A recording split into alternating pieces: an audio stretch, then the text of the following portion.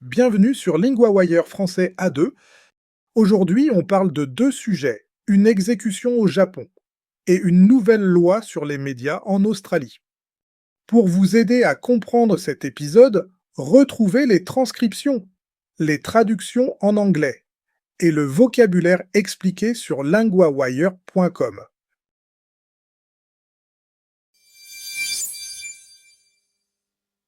Au Japon, une exécution relance le débat sur la peine de mort. Nous retrouvons maintenant Camille, correspondante de LinguaWire pour la justice. Merci Louis. Oui, c'est une affaire très grave au Japon.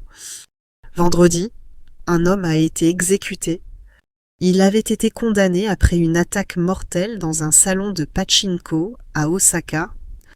On parle donc d'un crime ancien, mais d'une décision très récente. Que sait-on sur cet homme ? Il s'appelait Sunao Takami. Selon les autorités, il a mis le feu au lieu en 2009. Il aurait répandu de l'essence. Puis il aurait jeté une allumette allumée. 5 personnes sont mortes et 10 autres ont été blessées. C'est terrible. Pourquoi cette exécution fait-elle autant parler ? Parce que c'était la première exécution du gouvernement de Sanae Takaichi et parce que de plus en plus de personnes demandent plus de transparence. Certaines veulent même la fin de la peine de mort. Donc il y a une décision de justice et aussi un vrai débat public. Les autorités ont-elles donné des détails ?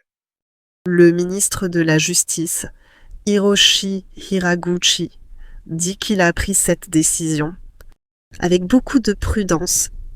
Il a aussi dit que ce crime avait causé des conséquences très graves et une grande peur. Et la famille des victimes ou le public peut suivre ces décisions facilement. On a l'impression que tout reste assez fermé. Oui, c'est l'un des grands sujets de critique. Au Japon, les exécutions se font dans le secret. Les prisonniers ne sont souvent prévenus que le matin même.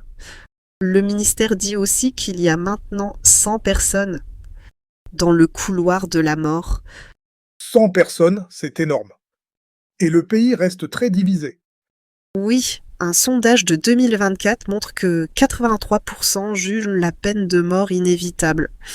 Mais le soutien à la fin de la peine de mort a augmenté. Et certains rappellent aussi les risques d'erreurs judiciaires. Donc la question n'est pas seulement le crime, c'est aussi la justice elle-même. Merci Camille.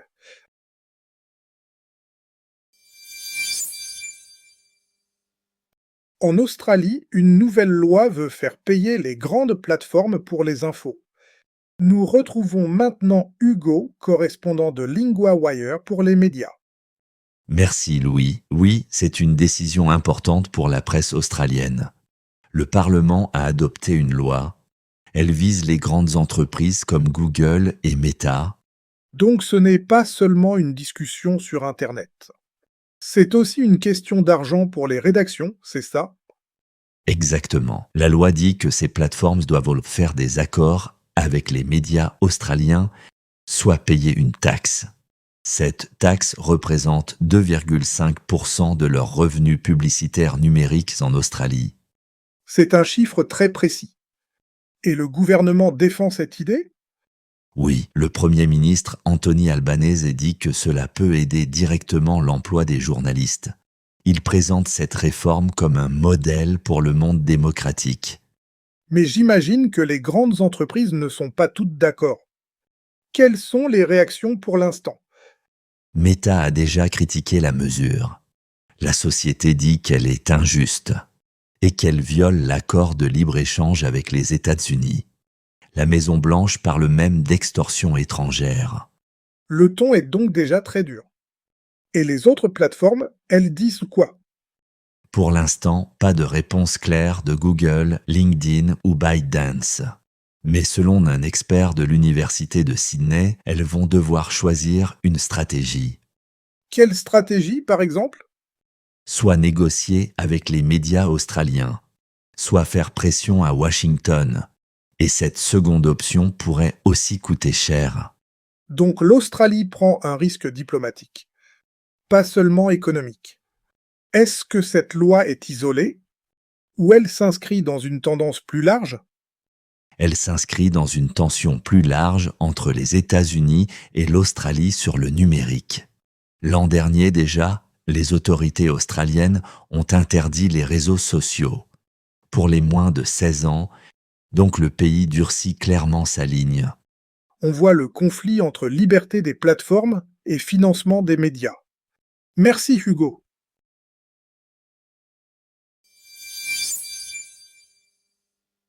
D'abord, 3 mots du sujet sur la justice. Le mot le plus simple est feu. Cela désigne ce qui brûle. Dans l'histoire, on dit mettre le feu au lieu. Exemple, le feu a pris vite dans la cuisine. Ensuite, essence. C'est le liquide que l'on met dans une voiture. Dans l'histoire, on dit qu'il aurait répandu de l'essence. Exemple, j'ai acheté de l'essence avant de partir. Enfin, une peine. C'est ce que la justice donne comme sanction. Dans l'histoire, on parle de la peine de mort. Exemple, la peine était très dure. Maintenant, un point de grammaire, être exécuté. On utilise cette forme pour dire qu'une personne subit l'action. C'est une forme au passé avec être plus le participe passé. Exemple 1. Un homme a été exécuté vendredi. Exemple 2. 5 personnes sont mortes. Répète, a été exécuté.